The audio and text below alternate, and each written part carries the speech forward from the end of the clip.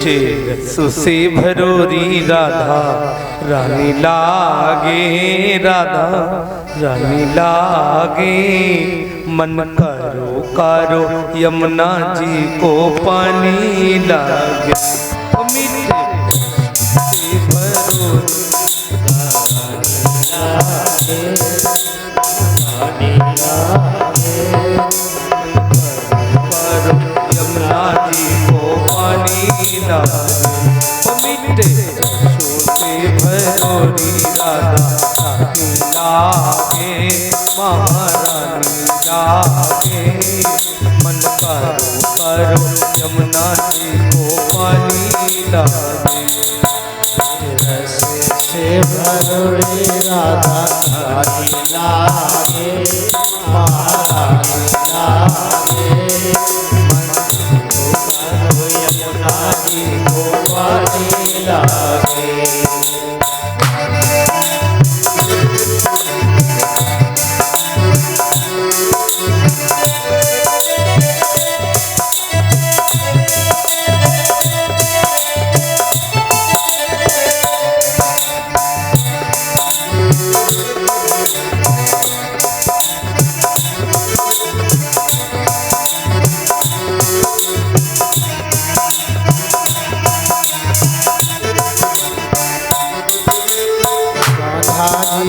सावर सावर राधा गोरी गोरी, राधा गोरी गोरी।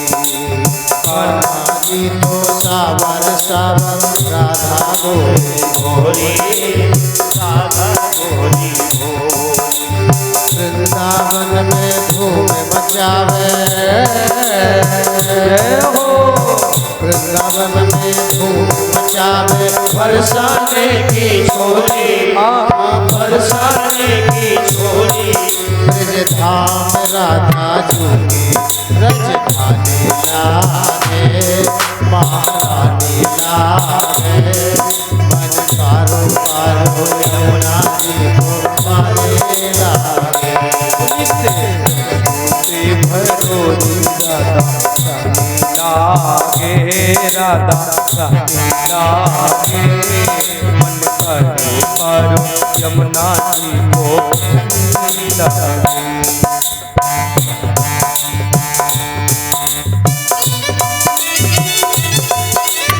जय हो हरि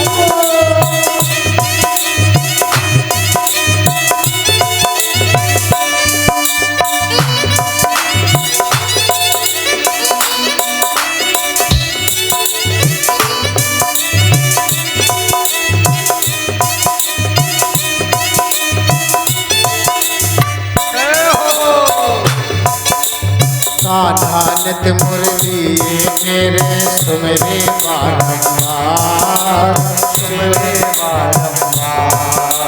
कान्हा नित मुरली मेरे सुमरे बारंबार, सुमरे बारंबार। कोट रूप धरे मन मोहन, कोट रूप धरे मन मोहन। तौर पावे पार, तौर पावे पार। रूप रंग की छवि पट रानी लागे, महारानी लागे। व्यानो कारो कारो यमुना जी को पानी लागे। सुसे भरोरी राधा रानी लागे, राधा रानी लागे। मन करो करो यमुना जी को पानी लागे। जय हो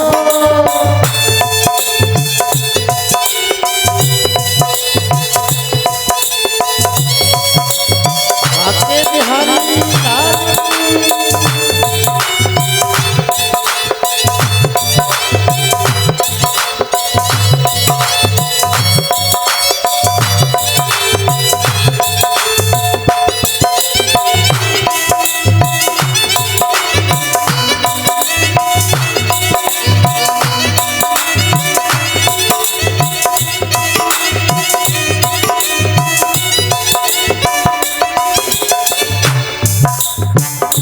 भावे मन माखन मिश्री ना कोई मिठाई ना गोरी मिठाई ना भावे मन माखन मिश्री अब ना कोई मिठाई अब ना कोई मिठाई प्यारी जी बढ़िया ने भावे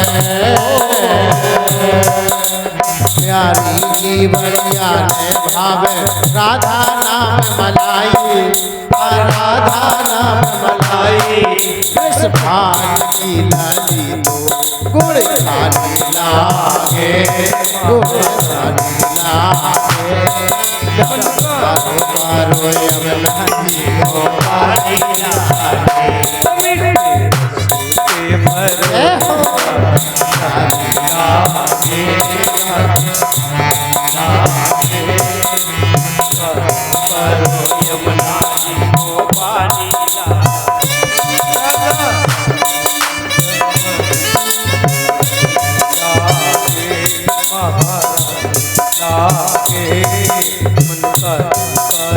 यमुना जी को पार।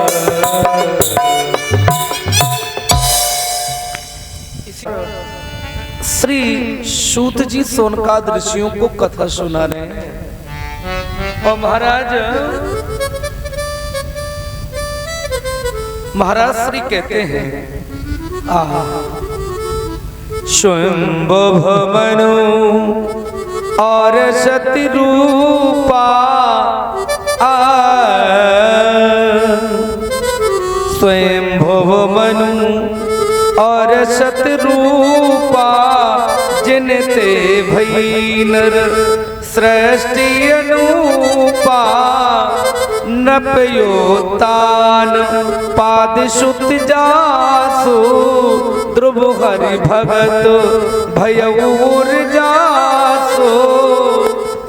महाराज मैंने सुना है कि उत्तानपाद जी के यहाँ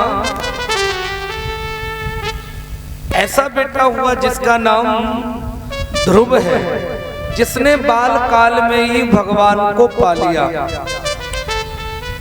और हम जीवन के अंत तक भी भगवान को नहीं पा पाते। ऐसा भला ध्रुव में क्या था जो ध्रुव ने अल्पक आयु में ही भगवान को पा लिया? ये कथा मुझे विस्तार से कहिएगा। तो महाराज श्री कहते हैं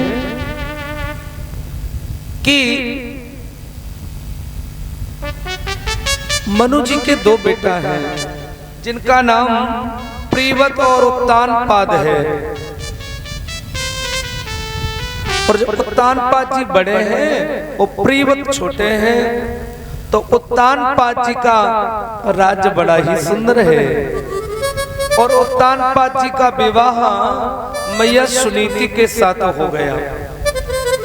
किसके साथ हुआ? माँ सुनीति के साथ। ये सुनीति जब घर में आई तो बड़े सुंदर ढंग से ये जीवन यापन होने लगा, चलने लगा। धीरे धीरे समय चला तो लेकिन जीवन में एक विदा रही। कई वर्ष बीत गए लेकिन राजा को कोई बेटा नहीं हुआ, राजा को कोई संतान नहीं हुई। एक दिन मैया सुनीति ने महाराज उत्तानपाद जी से कहा, स्वामी एक बात बोलूं? जी। हमारे आपको कोई बेटा नहीं है, कोई बेटी नहीं है, इस राज्य का कोई उत्तराधिकारी नहीं है। क्यों? हमारे पूर्वजों को कोई तिलांजलि देने वाला नहीं है। क्यों? अगर हमने कोई बेटा नहीं है तो इनको तिलांजलि कौन देगा, तर्पण कौन करेगा, गया श्राद्ध कौन करेगा? इसलिए जिस घर में पुत्र न आते हैं, जिस घर में कोई संतान नहीं है वो घर घर नहीं है। इसलिए महाराज श्री कहते हैं क्या करना है? आप एक काम करो। बोले बताओ। बोले आप अपना दूसरा विवाह कर लो। दूसरा विवाह। देवी मैं दूसरा विवाह नहीं करूंगा। क्यों नहीं करोगे? अगर मैं दूसरा विवाह करूंगा तो वो तुम्हारी सौतन आएगी, सौत आएगी। सौत आएगी तो तुम लोगों में झगड़ा होगा और झगड़ा अच्छा नहीं होता है। अच्छा जी। मैया सुनीति ने कहा आप चिंता न करो, वो हमारी सौत नहीं होगी बल्कि हमारी छोटी बहन होगी। अच्छा, मैं गंगा यमुनी यमुना को बढ़ बढ़ कर गले लगाऊंगी। वो तो मेरी बहन होगी, हमसे छोटी होगी। मैं गंगा अपनी यमुना को बढ़ बढ़ कर गले लगाऊंगी। फिर अच्छे बट की बात तुम्हें इन आँखों में बिठलाऊंगी।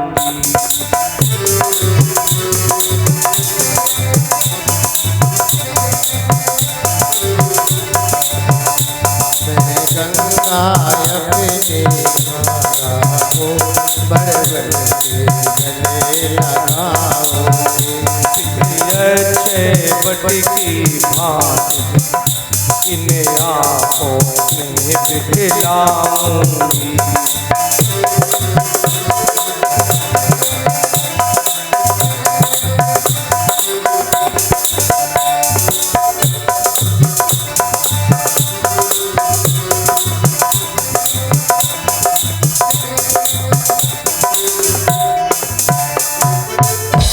मैं गंगा अपनी यमुना को बढ़ बढ़ कर गले लगाऊंगी। फिर अच्छे बट के भात तुम्हें इन आँखों में बिठलाऊंगी। आप चिंता न करो, हमसे कोई द्रोह नहीं होगा, हमसे कोई विरोध नहीं होगा। हट पड़ गई, और जब हट पड़ गई तो महारानी सुनीति के बार बार कहने पर आज उत्तानपाद जी अपना विवाह दूसरा कर लेते हैं। और जब दूसरा विवाह किया तो सुरुचि प्रेयसी रानी, दूसरा विवाह महारानी सुरुचि के साथ किया। सुरुचि प्रेयसी रानी, सुरुचि प्रेयसी रानी, दूसरी रानी जिसका नाम सुरुचि है उसके साथ किया। और जब सुरुचि के साथ किया तो सुरुचि का डोला आज महलों की ओर आ रहा है। सुरुचि का डोला आज महलों की ओर आ रहा है। मैया सुनीति बड़ी प्रसन्न है, हमारी छोटी बहन आ रही है जिसका स्वागत हमें करते रहना चाहिए। उसके स्वागत के लिए हमें दरवाजे पर खड़ा रहना चाहिए। मैया सुनीति दरवाजे पर खड़ी है, दरवाजे पर प्रतीक्षा कर रही, आरती का थाल लगाए खड़ी है। सुरुचि ने देखा, दूर से देखा, एक सेवक से कहा, सेवक ये आरती का थाल लगाए कौन खड़ा है दरवाजे? तो सेवक ने कहा ये बड़ी महारानी है। बड़ी महारानी मतलब ये राजा की बड़ी पत्नी है, इनका नाम सुनीति है। क्या राजा का विवाह हो चुका है? जी महारानी, राजा का एक विवाह हो चुका है। हाँ हाँ, मेरा डोला ठहरा दो। क्यों?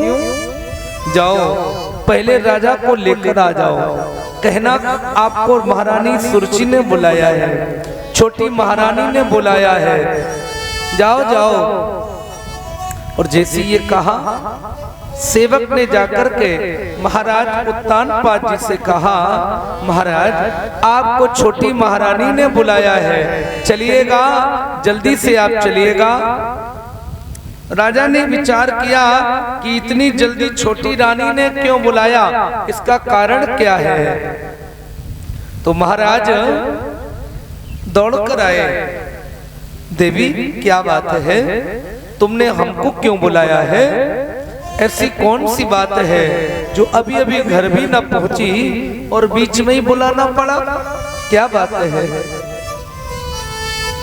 सुरची ने कहा, महाराज मैं एक बात पूछना चाहती हूँ। क्या आपका विवाह हो चुका है? जी। झूठ नहीं बोला। जी हाँ, हमारा विवाह हो चुका है। हमारी बड़ी रानी जिसका नाम सुनीति है, दरवाजे पर सामने जो खड़ी है ये सुनीति है। तो महारानी सुरची ने कहा, महाराज जब एक तुम्हारे रानी थी तो मुझे यहाँ क्यों लाए हो? मतलब जब आपको एक रानी थी, जब वो एक तुम्हारे रानी थी तो मुझे यहाँ क्यों लाए हो? ऐसे भोगों के लिए क्या भार झोंकने लाए हो? जब एक भोगों के लिए थी तो मेरे से विवाह रचाने की क्या जरूरत थी? मेरे साथ आपने क्यों विवाह रचाया? इसका कारण क्या है? ये मैं जानना चाहता हूँ। बोलो। राजा कुछ कह न पाए, कुछ बोल न पाए। कारण क्या है ये बता न पाए। आहा। सुरची ने कहा, महाराज निर्णय आपके हाथ में है। एक मयान में दो तलवार नहीं रह सकती, एक घर में दो पत्नियां नहीं रह सकती, ये भी एक समस्या है। अब निर्णय आपको करना है। या तो मुझे रखना हो तो मुझे रख लो, या सुनीति को रखना हो तो सुनीति को रख लो। रखना तो आपको एक ही पड़ेगा, निर्णय आपको करना पड़ेगा। हाँ, राजा कुछ बोल नहीं पाए, कुछ कह ना पाए। सुनीति दौड़ कर आ गई। बहना तू क्यों नाराज हो रही है? तू क्यों नाराज हो रही है? आज के बाद तू रानी बनना और मैं तेरी घर में दासी का काम करूंगी, मैं दासिया का कार्य करूंगी। आज के बाद तू मालकिन है, मैं दासी हो गई। क्यों? सुनीति जानती है कि मेरे से तो कोई बेटा हो नहीं सकता और राज्य का उत्तराधिकारी तो चाहिए, राज्य के लिए कोई संतान तो चाहिए, बेटा तो कोई चाहिए और मेरे से बेटा हो नहीं सकता। अगर ये रहेगी तो इससे बेटा हो जाएगा तो राज्य का उत्तराधिकारी हो जाएगा। ऐसा कर, तू मत जाना। नहीं नहीं राजन, मैं इसके साथ कदापि नहीं रहूंगी। लालने पालने, मैं तुम्हारे बेटे का लालन पालन करूंगी। अरे तेरे तो कोई संतान नहीं है, तू क्या जाने लालन और पालन करना। जैसे ये कहा, सुनीति के नेत्रों में आंसू आ गए। अरे ये कैसा समय है जो ऐसे शब्द बाण की तरह मेरे को चुभ रहे हैं। मैया सुनीति ने घरबार छोड़ दिया और जंगल में कुटिया बनाकर रहने लगी। समय चला, दोनों रानियां एक जंगल में रह रही है और एक महलों में रह रही है। समय आया, रानी सुरची गर्भवती हो गई। एकादा विचरण राजन मर गया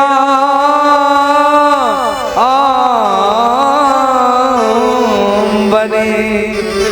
एक दिन राजा शिकार खेलने के लिए, मृगया करने के लिए गए। एकदा ही मृगयन राजन मृगया करने के लिए गए। जब मृगया करने के लिए गए तो महाराज श्री कहते हैं सुनो, खेलते खेलते बहुत दूर हो गए। रात्रि होने से पहले घर वापस जा नहीं सकते, तो इसी किसी आश्रम में विश्राम कर लिया जाए। किसी महात्मा की कुटिया, किसी संत का आश्रम अगर मिल जाए तो वहीं पर विश्राम कर लिया जाए। तो कुटिया खोजने लगे, लेकिन कहीं भी कुटिया नहीं दिखाई दी। सामने एक दीपक जल रहा है, और जब दीपक को देखा तो उसी के सहारे चल दिया। दरवाजा बंद है, दरवाजा बंद है। आवाज लगाई, कस्तुम इसमें कोई है? कस्तुम इसमें कोई है? महारानी सुनीति अपने पति की आवाज को पहचान गई, और आवाज को पहचाना और पहचान करके दरवाजा खोला। रात्रि बेला है, आसन डाल दिया। आसन पर महाराज बैठ गए। अब विचार करती है कि मैं क्या भोजन कराऊं। हमारे महाराज तो अच्छा भोजन करने वाले हैं, अच्छा व्यंजन करते हैं, और मैं तो रूखी सूखी रोटी खाती हूँ। अगर मैं भोजन नहीं कराऊंगी तो ये मेरे गृहस्थी धर्म को पाप लगेगा। रूखा सूखा भोजन बनाया, और रूखा सूखा भोजन बना करके परोसा, और परोस करके उस पत्तल बल्याम, थाली है नहीं, उस पतली में रखा और रख करके सामने ले गई। महाराज भोजन कर लो। राजा ने कहा कि मैं भोजन नहीं करूंगा देवी। नहीं नहीं महाराज, भोजन तो आपको करना ही पड़ेगा। क्यों? अगर आप भोजन नहीं करोगे तो हमको कष्ट होगा, हमको दुख होगा, हमको गलानी होगी, इसलिए भोजन तो करना पड़ेगा। ठीक है, एक और खाया और दूसरा निवाला अंदर भी न ले पाए, जल पी लिया। और जल पी करके कहते, कस्तुम देवी आप कौन हो? आपको किसने त्यागा है? इस घनघोर जंगल में अकेली कुटिया बनाकर रह रही हो, आश्रय क्या है? उसी समय महारानी सुनीति ने झटपट घूंघट फेंक दिया, घूंघट फेंक दिया। उसी समय घूंघट का पट फेंक दिया, और घूंघट का पट फेंक करके महाराज पहचान लो मैं कौन हूं। महाराज पहचान लो मैं कौन हूं। कौन हूं? अरे देवी सुनीति तुम? हाँ मैं। इतने दिनों तक कष्ट सहती रही, इतने दिनों तक दुख सहती रही, लेकिन तुमने एक बार भी मुझसे नहीं कहा। अगर तुम एक बार मुझसे कह देती तो शायद ये तुम्हारे जीवन का दुख दूर हो जाता। महारानी सुनीति ने कहा, महारानी सुनीति ने कहा, नहीं नहीं महाराज, मैंने आपसे इसलिए नहीं कहा क्योंकि मैं जानती थी कि अगर आपसे कहेंगे तो आप मेरे लिए कुछ कर नहीं पाएंगे। क्यों? क्योंकि हमारी बहन आपके घर में जो है ना, आप तो उसके ही अधीन कार्य करते हैं, इसलिए मैंने उचित नहीं समझा। महाराज उत्तानपाद जी ने आज सुनीति को हृदय से लगा लिया, और हृदय से लगा करके कहा, देवी धन्य हो, तुम्हारी जैसी पत्नी पाकर आज मैं धन्य हो गया।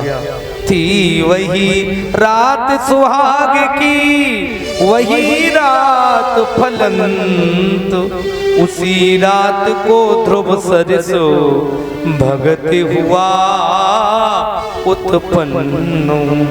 वही रात मैया को फलवती हुई। इसका मतलब है समय एक जैसा कभी नहीं रहता। तारे न्यारे हो जाते हैं। तो आज सुबह होते ही उत्तानपा जी महलों की ओर आ गए।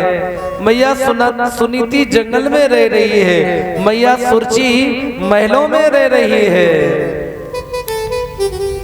दोनों ने गर्भ धारण किया है। समय आया, एक बच्चा सुनीति को हुआ, एक बच्चा सुरची को हुआ। सुरची ने अपने बेटे का नाम उत्तम रखा और सुनीति ने अपने बेटे का नाम ध्रुव रखा। बच्चा कुछ बड़ा हुआ, बालकों के साथ खेल रहा था।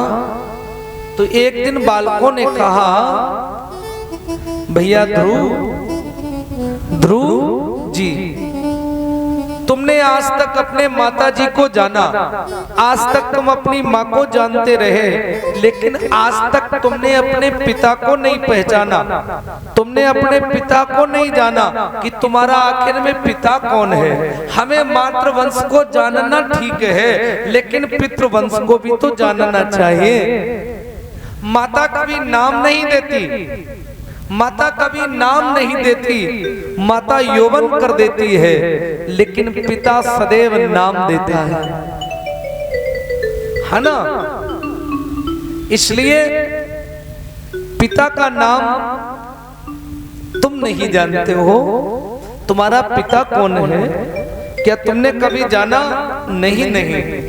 शाम को गया और माँ से पूछने लगा, माई मेरा पिता कौन है?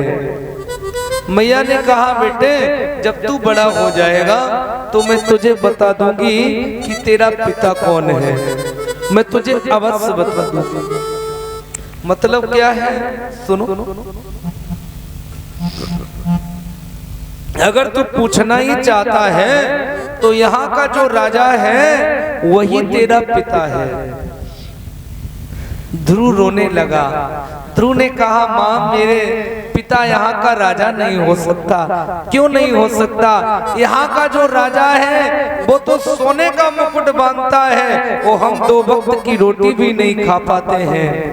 यहाँ का जो राजा है वो तो अच्छे कपड़े पहनते हैं और हम तो फटे और पुराने कपड़े पहनते हैं। हमारी समता कैसी है? नहीं। मतलब क्या है? मैया ने कहा, बेटे पुरुषो बली नहीं होत है, समय होते बलवान।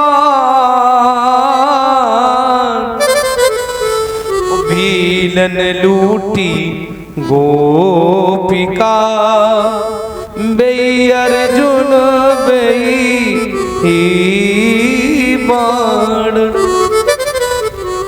अच्छा, पुरुष की महानता नहीं है, महानता तो प्यारे समय की है। कभी कभी समय ऐसा आता है कि हम सब कुछ समर्थवान होकर भी कुछ नहीं कर पाते हैं, और कभी कभी समय ऐसा आता है हमारे पास कुछ नहीं होता है लेकिन हम सब कुछ कर लेते हैं। ये क्या है? ये समय का ही तो खेल है। और समय नहीं है तो आप कहीं कुछ नहीं है। इसलिए जाओ, अपने पिता से मिलना चाहते हो तो अपने पिता से मिलकर आ जाओ। ध्रुव गया, आज पिता की ओर जैसी निहारा, पिता उत्तानपा जी ने देखा। पूछा, ये कौन है? तो किसी ने कहा, राजन ये आपका ही बेटा है, ये महारानी सुनीति का बेटा है। सिंहासन से कूद करके गोदी में उठाया, हृदय से लगाया, चुम्बन किया, हाथ फेरा। ये पिता का ममत्व है। बेटे आजा ना, मेरी गोदी आजा।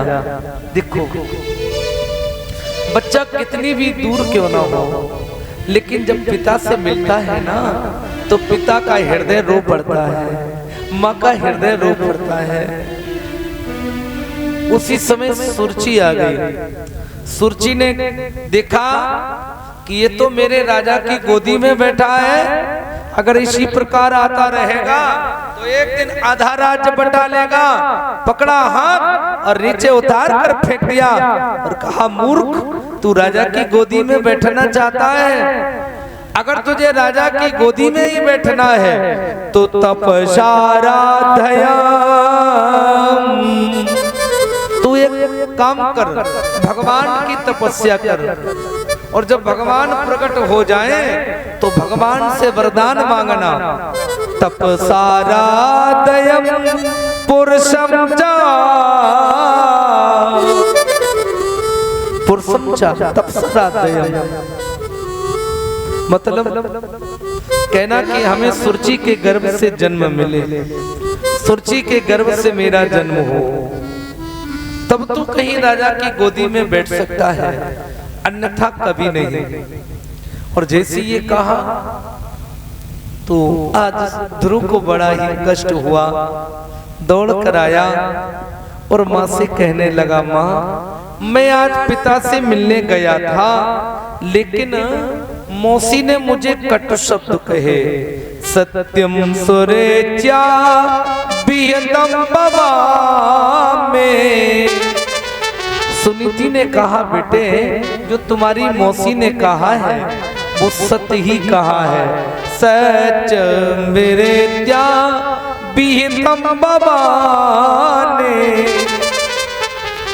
बात तो सत्य है, तुमने मुझ दुर्भागा के गर्भ से जन्म लिया है, इसलिए मैं तुम्हें पिता की गोदी भी नहीं दिला सकी।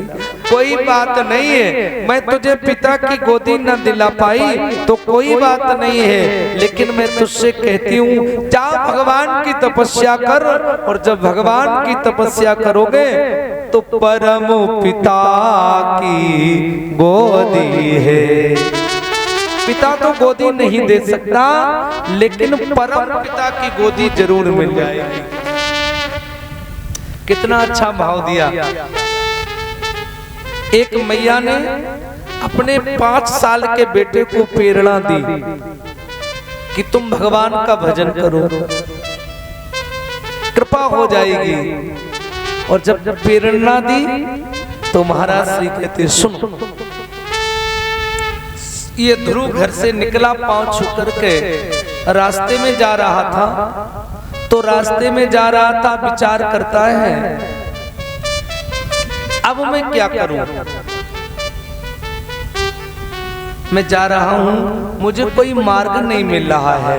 उसी समय रास्ते में कौन आया, एक बार कर तल कर बीना, एक बार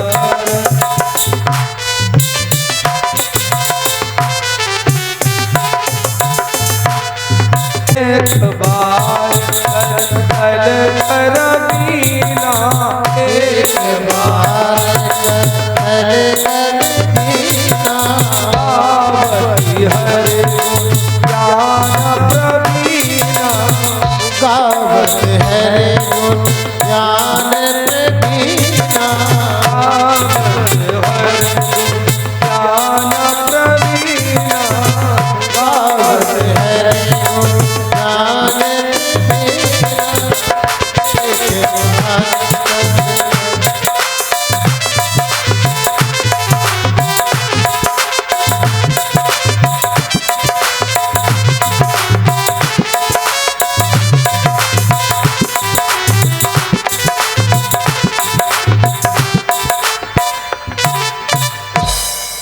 एक बारी नारद जी आ गए। नारद जी को देख करके ध्रुव ने प्रणाम किया। गुरुदेव, नारद जी ने कहा बेटे कहाँ जा रहे हो? बोले भगवान को पाने। नारद जी ने कहा इधर आओ। जी ये बताओ तुमने भगवान को देखा है?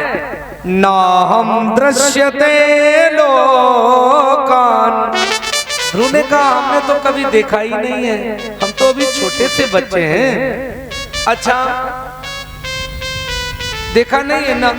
सुना है जी, सुना है कि भगवान है। अच्छा एक बात देखो, हमको देखो, हमारी उंगलियों को देखो, मतलब ये उंगलियां बीड़ा बजाते बजाते हरि भजन करते करते उंगलियां घिसने लगी, तब कहीं भगवान मिला। मतलब क्या है? भगवान इतनी जल्दी नहीं मिल सकता है जितना तुम सोचते हो। ध्रुव ने कहा गुरुदेव हमारा संकल्प है कि जब तक भगवान नहीं मिलेगा तब तक लौटकर घर नहीं जाएंगे। अब बोलो, कोई ये कहे कि जब तक भगवान नहीं मिलेंगे तब तक घर नहीं जाएंगे, तो नारद जी समझ गए ये कोई साधक कच्चा नहीं है, ये कोई पक्का साधक है जो भगवान को बिना मिले घर नहीं जा सकता। इसलिए आज नारद जी ने कहा बेटे ध्रुव तुम्हें एक काम करना पड़ेगा। बोले क्या? बोले ये बता तुमने गुरु किया है? गुरु बोले अभी नहीं किया है। तो बोले भगवान नहीं मिलेगा। बोले काहे? बिना गुरु के भगवान नहीं मिलता। मतलब जब तक ज्ञान नहीं होगा तो भगवान नहीं मिलेगा। जैसे भौतिक साधनों के लिए गुरु की आवश्यकता है, ये भौतिक साधन क्या है? यही तो दुनियादारी ही तो भौतिक साधन है। बच्चा ने स्कूल में पैर रखा, जो अध्यापक होता है वो एक गुरु जैसा होता है। उसने जीवन की पढ़ाई ऐसी पढ़ाई जिससे आपको भौतिक ज्ञान हो गया, और जब भौतिक ज्ञान हुआ तो ये भौतिक साधन आपको प्राप्त हो गए। किसके द्वारा? उस मास्टर के द्वारा, उस गुरु के द्वारा। ये भौतिक ज्ञान है, लेकिन ये भौतिक ज्ञान एक गुरु उस टीचर ने हमको दिया, लेकिन आत्मज्ञान कौन देता है? परम गुरु, जो भगवान को मिलाने का ज्ञान या मंत्र दीक्षा देता है। क्यों? एक आदमी से हमने पूछा, हमने कहा ये बताओ इधर आओ, बड़ा सत्संग करे, रोज आए सवेरे पंडित जी ये बात वो बात फलाना ठिकाना। हमने कहा गुरु किया है? उन्होंने अभी तक तो नहीं किया। हमने की तो कर लो। बोले महाराज हमने तो मान लिया है। हमने क्या मान लिया? बोले हमने तो हनुमान जी को मान लिया गुरु। बोले हमारे तो हनुमान जी गुरु है। तो हमने कहा हनुमान चालीसा पढ़ा है? बोले हाँ पढ़ा। हमने कहा क्या लिखा? जय जय जय हनुमान गोसाई कृपा करो गुरु देव की नाई। क्या लिखा है? आप भी कृपा करो अपने गुरुदेव के द्वारा। जो आपके गुरु ने आप पर कृपा की है तो आप हम पर कृपा करो। बोले ये तो लिखा है। तो हमने कहा जब हनुमान जी ने गुरु बनाया तो तुम्हें भी तो बनाना पड़ेगा। राम कृष्ण से कौन बड़ो जाहू ने गुर कीन। अब बोलो भगवान इस दुनिया में जब आए हैं तो उन्होंने भी तो गुरु किया। अच्छा नहीं समझ गए? जरा समझ लो, देख लो। कभी कभी हमारे मन में एक कैसा विचार आता है जिसका कोई तत्व नहीं। एक आदमी हमको मिला, हमने कहा गुरु बना लो, तो वो क्या बोला? पंडित जी और हम जरा गुरु ढूंढ रहे हैं, कोई उच्च क्वालिटी का गुरु मिल जाए। उच्च क्वालिटी मतलब बड़ा। हमने कहा एक बात बताओ। बोले बताओ। हमने कहा ये बताओ तुम बड़े वाले गुरु करोगे तो गुरु जी तो बहुत बड़े हैं। अब गुरु जी हेलीकॉप्टर से चलते हैं और हम पे एक साइकिल नहीं है, हम पर एक साइकिल नहीं है, गुरु जी हेलीकॉप्टर से चलते हैं, तो क्या गुरु जी से हमारी मुलाकात होगी? और शास्त्र कहता है कि ऐसा गुरु करो जो कभी हमारे घर में पैर रखे, या मैं कभी गुरु आश्रम जाऊं, ऐसा गुरु करो। और गुरु जी तो इतने आकाश में उड़ते हैं और हम पर साइकिल नहीं है, तो क्या गुरु हमारे यहाँ आएंगे? क्या हम गुरु को पहचान पाएंगे? क्या गुरु के चरण छू पाएंगे? बोले सो तो नहीं छुएंगे। तो हमने फिर गुरु इतना बड़ा के क्यों? बोले लोग कहते हैं बड़ा गुरु करो। हमने कहा एक बात और बताओ, हम आपको बिल्कुल हिंदी में समझा दें। ये जो आपके नगर में लाइट आती है, ये कहां से आती है? कहां से आती है? पावर हाउस पनकी से बनकर आती है। वहां से आती है असैनी में, वो असैनी से आती है ट्रांसफार्मर में। और आपको लाइट कहां से मिलती है? बगल के खम्भे से। कहां से मिलती है? अच्छा ये बताओ आप अपने घर में अगर उजाला करोगे तो बोलो बगल के खम्मा में कटिया डालोगे कि पावर हाउस में डालोगे? कहाँ डालोगे? अब ये निर्णय करो, कहाँ डालोगे? बगल के खम्भे में, तभी आपका घर उजाला होगा। पावर हाउस डालने से उजाला नहीं होगा। इसका मतलब गुरु ऐसा होना चाहिए जो मैं कभी भी याद करूं उसके घर पहुंच जाऊं, और कभी मैं याद करूं तो अपने घर में बुला लूं। बहुत बड़े के चक्कर में नहीं रहना चाहिए। हमारी जैसी सामर्थ्य है हमें वही करना चाहिए। अगर हम ग्रस्त हैं तो हम ग्रस्त को बना लें, हम संत हैं तो संत बना लें। और हमारा जीवन हम चाहे संत को बनाएं चाहे हम ग्रस्त को बनाएं, लेकिन ऐसे को बनाएं जो कभी न कभी हमारे जीवन में आ जाए, मैं उसके घर पहुंच जाऊं। ऐसा गुरु होना चाहिए।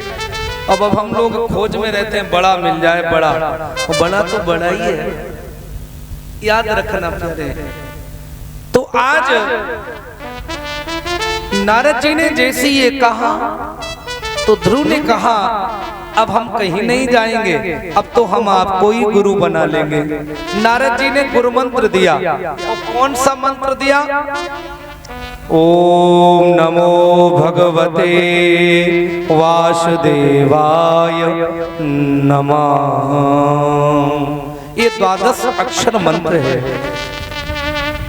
इसको अगर अनवरत जपा जाए, मैं प्रैक्टिकल आपसे करा दूं, किसी को आंखों में रोग हो जाए, कम दिखाई देने लगे, तो इस मंत्र का रोज कम से कम 1100 माला रोज पाठ करना प्रारंभ कर दे। 6 महीने तक अनवरत करे, और 6 महीने के बाद आप हमसे मिलना, फिर आप बताना कि हमारे नेत्रों में कुछ बढ़ोतरी हुई कि नहीं हुई। आपको प्रैक्टिकल करके देखना, क्योंकि ये कोई मंत्र साधारण नहीं है, भगवान कृष्ण का प्राण अक्षर है।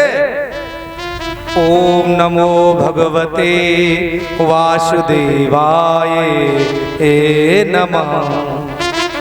ये मंत्र दिया और ध्रुव ने ये मंत्र लिया और लेकर के कहां पहुंच गए? वृंदावन। और वृंदावन में पहुंच जाते हैं और कुटिया बना करके तपस्या करने लगे। और ध्रुव जी की तपस्या केवल 5 महीने की है। पहले महीने में व्रत किया, क्या किया? भागवतकार लिखते हैं, तिरात्रांते कपित बदरासना। पहले महीने में 3-3 दिन का व्रत किया। और द्वितीयम खष्टके दिनम, दूसरे महीने में 6-6 दिन का व्रत किया। और तीसरे में नवमे हनी।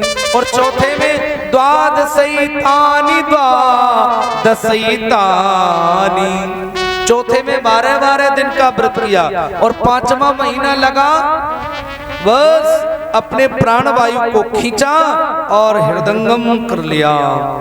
और जैसे खींचा सब हिल गए, सब दौड़े और भगवान बिहारी जी के चरणों में गिर गए। नारायण कृपा करो, नारायण कृपा करो, नारायण मेरी बिटेर सुन लो। ए नाथ, सारे देवता सब भगवान को पुकारने लगे, क्योंकि सबकी प्राण वायु रुक गई। कहते हैं मेरी सुन लो धनवान के धरैया, भूभार मेरा हर लो, भूभार के करैया। मेरी बिटेर बोलिए, मेरी बिटेर सुन लो धनवान के धरैया, बिटेर सुन लो भूभार के हरैया। मेरी बिटेर सुन लो, मेरी बिटेर सुन लो धनवान के धरैया, भूभार मेरा हर लो, भूभार के धरैया। हरि बोल। भार मेरा हर लो, भूभार के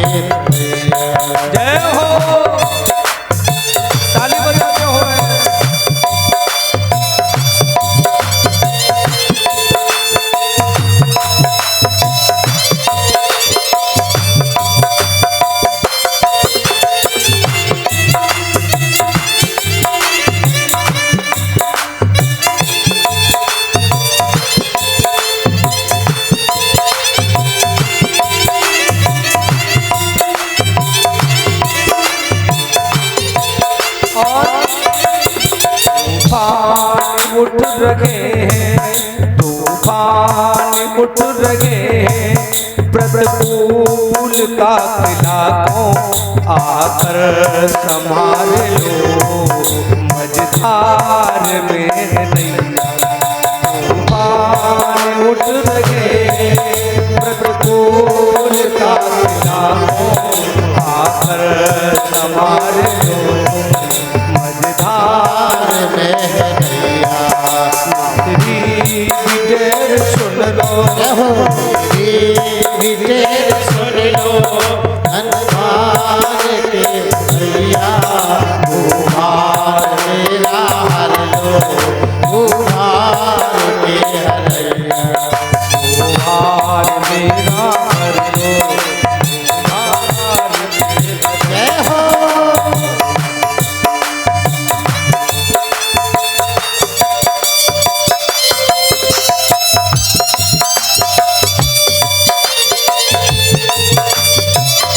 जय हो।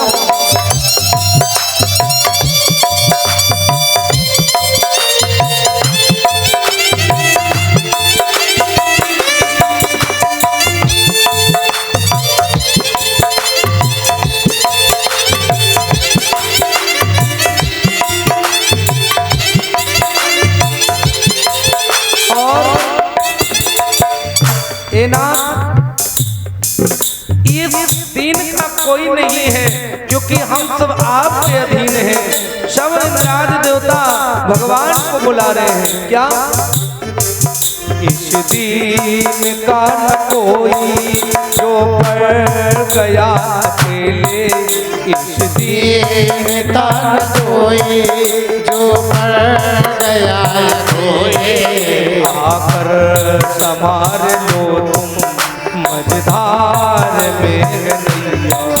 आकर संभाल लो तुम, मझधार में नैया। हार मेरा हर लो, हार मेरा नारायण त्राहिमाम त्राहिमाम त्राहिमाम। और जैसे ही भगवान को बुलाया तो भागवतकार लिखते मां वैष्णवाला। अरे देवताओं चिंता न करो, मां वैष्णवालम तपसा दुरतया, कोई और नहीं है। मां वैष्णवालम तपसो दुरत्या, भयान भवा में निर्मुक्ता।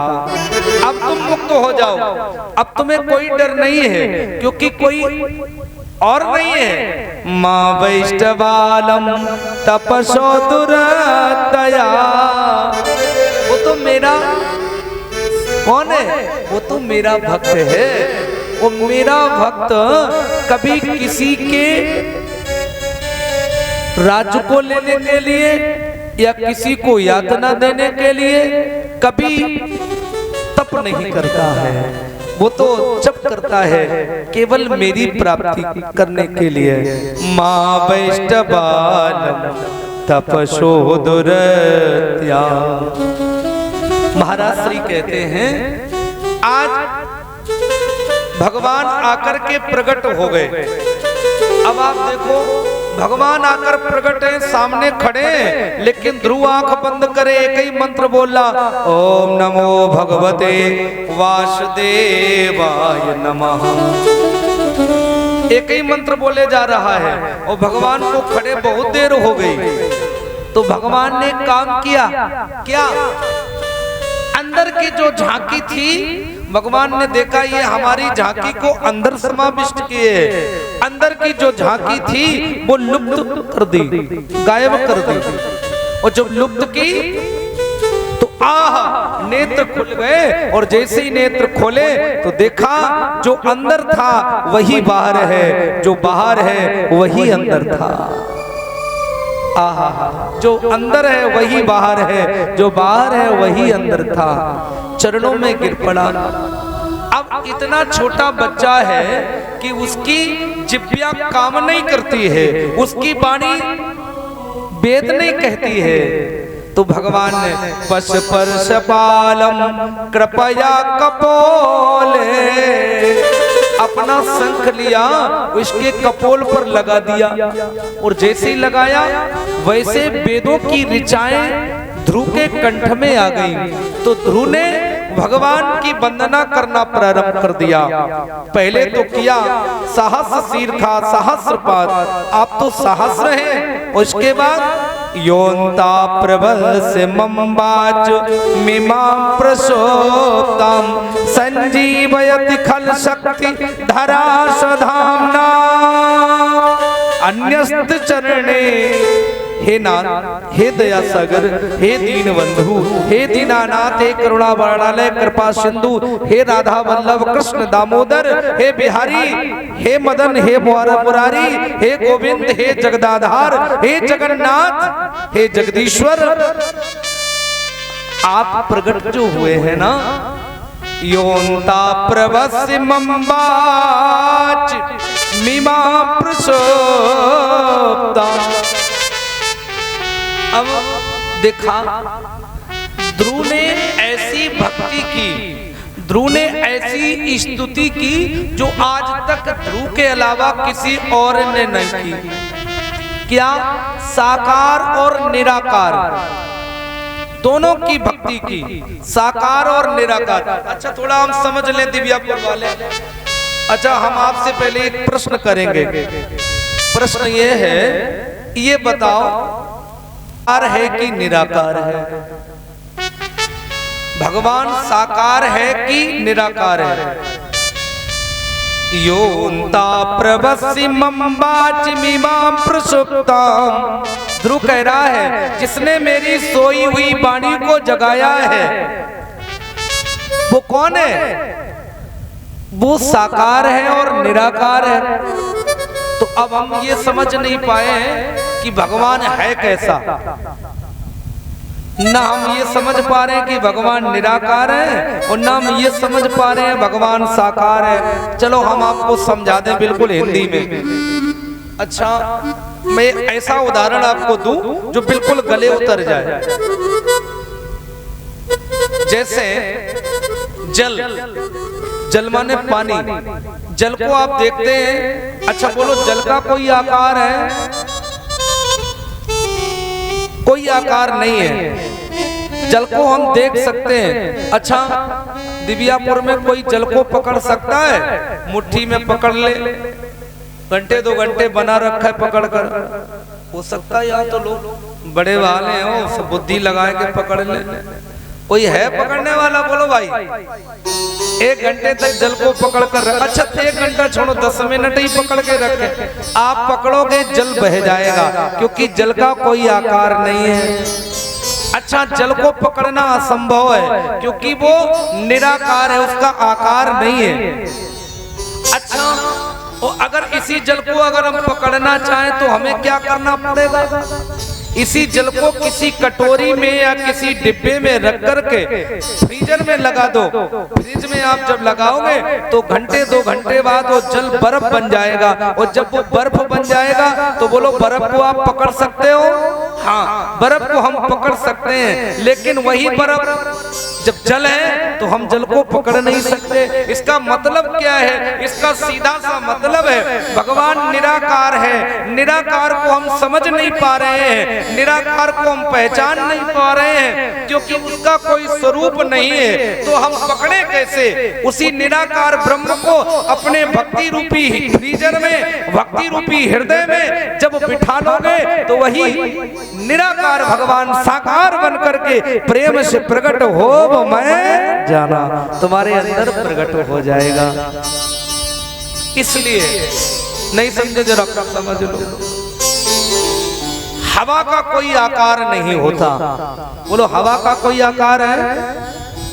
गुब्बारे में भर दो तो लंबी हो जाएगी, और टायर में भर दो तो गोल हो जाएगी। हवा कहती है जैसा आप मुझे बना लो। भगवान कहते ऐ दुनिया वालों, ऐ मानो, तू मुझे कैसे चाहता है, बस मैं तो तेरी चाहत पर प्रकट हूँ। इसीलिए कवि ने बड़ा अच्छा 2 लाइन गुनगुनाई है। भगवान न साकार है, भगवान न साकार है, भगवान न निराकार है, भगवान तो भक्त की भावना में तदाकार है। आपका भाव कैसा है, प्रेम से प्रकट हो मैं जाना। वो भाव नहीं है तो भों से बेड़ा पार नहीं है। तो योंता प्रवस्य मम्बाच।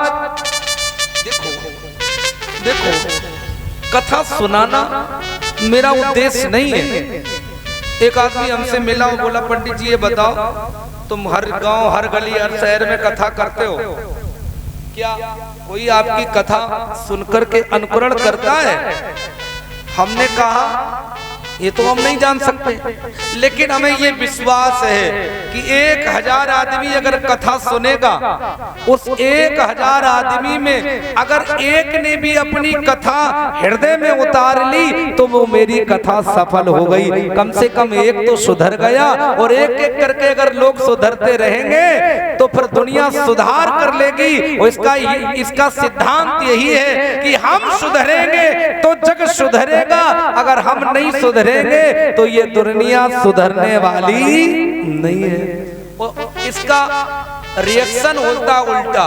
देखना, एक पड़ोसी आया, हर आदमी कहता है भैया हमारा पड़ोसी बहुत खराब है, और जब वो पड़ोसी गया तो वो आ गया, वो कहता है हमारा पड़ोसी तो बहुत ही खराब है।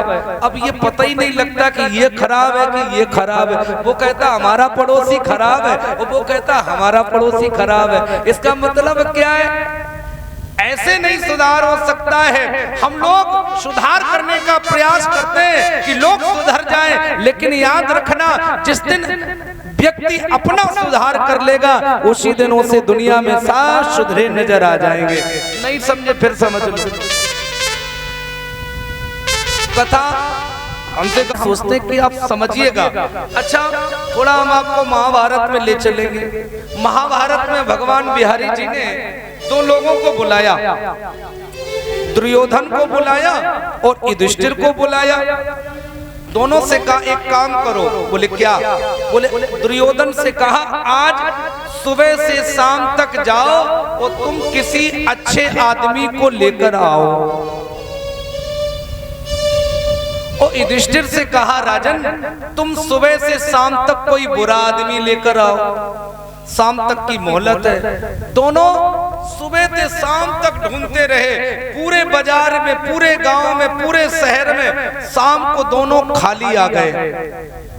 दुर्योधन से पूछा क्या कोई अच्छा नहीं मिला?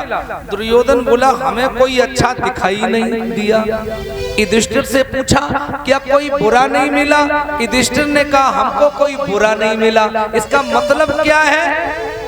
अगर प्यारे हम अच्छे होंगे तो हमें संसार अच्छा दिखाई देगा, अगर हम बुरे होंगे तो हमें समाज सब बुरा दिखाई। ये सब डिपेंड तो मेरे मन पर ही है। इसीलिए तो हमारे यहाँ कहते हैं क्या, तो रमन दर्पण कहलाई। ये जो मन है ना एक शीशे की तरह है, और जब तक इसको नहीं निहारोगे, इस दर्पण को नहीं देखोगे, तब तक आपको पता नहीं चलेगा क्या अच्छा है और क्या बुरा है। इसलिए योंता प्रवस्य मम्बाच मिमा प्रसोक्ता। तूने बड़ी सुंदर वंदना की, और वंदना करके भगवान से कहा प्रभु आपने हमें दर्शन दिया, हम धन्य हो गए। भगवान ने कहा ध्रुव वरदान मांग लो। तो ध्रुव ने एक ही बात कही, क्या? अब कछु नाते ना चाहिए मोरे, अब कछु नाते ना चाहिए मोरे, दीन दयाल अनुग्रह तोरे, दीन दयाल अनुग्रह तोरे। अब कछु नाते न चाहिए मोरे, दीन दयाल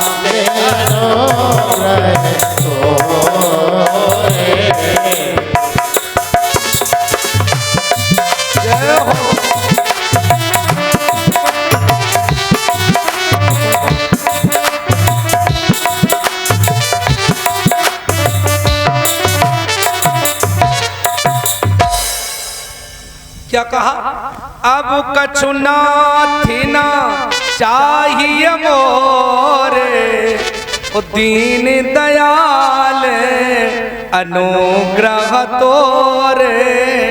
प्रभु अब हमें कुछ नहीं चाहिए, क्योंकि आपके चरणों की अनपायनी जो भक्ति प्राप्त हुई है।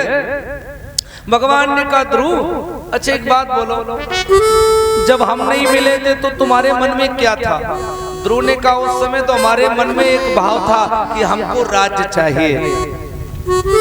भगवान ने कहा भावो अभावो, हम अभाव को भी जानते हैं और हम भाव को भी जानते हैं।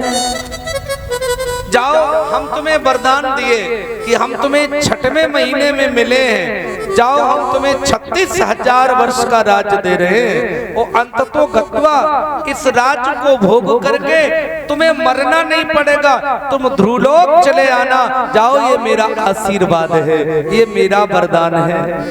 वरदान देकर के महाराज आज भगवान अंतर ध्यान हो जाते हैं। ध्रुव जी आज हाथी पर बैठकर आए, जो माता सुरची से विरोध था वो आज विरोध दूर हो गया।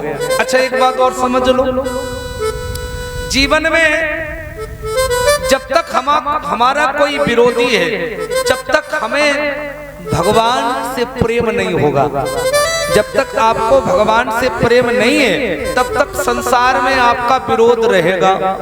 और जिस दिन भगवान से प्रेम हो जाएगा उसी दिन आपका विरोध खत्म हो जाएगा। मतलब क्या है? उस दिन आप जान जाओगे जिस भगवान को हम जानते हैं ना, वो भगवान सबके अंदर बैठा है। और जब सबके अंदर बैठा है तो किसी से हमें कोई द्रोही नहीं है। तो इसीलिए तो बाबा एक चौपाई लिखते हैं, श्री राम में सब जग जानी, करहु प्रणाम जोर जुग पानी। उसी दिन आप ये चौपाई याद कर लेना, बस विरोध खत्म हो जाएगा। ध्रुव का आज विरोध खत्म हो गया। राज्य भोगा, और जब राज्य भोगा तो इसका भाई यक्षों के यहाँ युद्ध करते करते मारा गया उत्तम। और जब अंत का समय आया तो विमान आया, ध्रुव ये जाने लगा तो मृत्यु आ गई। मृत्यु ने कहा ध्रुव ठहरो। ध्रुव ने कहा क्यों? आज तक दुनिया में ऐसा कोई आदमी नहीं हुआ जिसको हमने गले न लगाया हो। है कोई आदमी जिसको मृत्यु न आए? सबको आए। लेकिन आप ऐसे पहले आदमी हैं जिसको हमने छू भी नहीं पाया, वो आप साथ शरीर जा रहे हैं। भैया ऐसा करो, हमारे सर पर पैर रख लो। क्यों? मृत्यु ने सब जग ली ना जीत। हम विश्व विजयी हैं, हमारे सामने कोई चला नहीं, किसी की विजय नहीं हुई। रावण कुंभकर्ण हिरणाकुश जय जय भय अजीत, सो सब गए काल के मुख में, गर्भ गयो सब भी, मृत्यु ने सब जग लीना जी। और कबहू बनत है बात पीत और कबहू बन करसी। आप देखा ना, कभी कहता है कि किडनी काम नहीं करती, लीवर काम नहीं करता, ये रोग हो गया, वो रोग हो गया, ज्वर आ गया। कोई ना कोई बहाना बिना मृत्यु कभी आती कबहू बनत है बात पित्ती और कबहू बन करसी, मृत्यु ने सब जग लीना जी। अब आप जा रहे हैं तो हमारे सर पे पैर रखो। सर पे पैर रखा और विमान पर बैठे और भगवान ने इन्हें ध्रुवलोक दे दिया। दुनिया में एक ध्रुव ऐसे व्यक्ति हुए जिनका आज तक मरण नहीं हुआ और ध्रुवता के नाम से उनको जाना जाता है। इन्हीं के पावनी वंश में राजा अंग जी हुए। अंग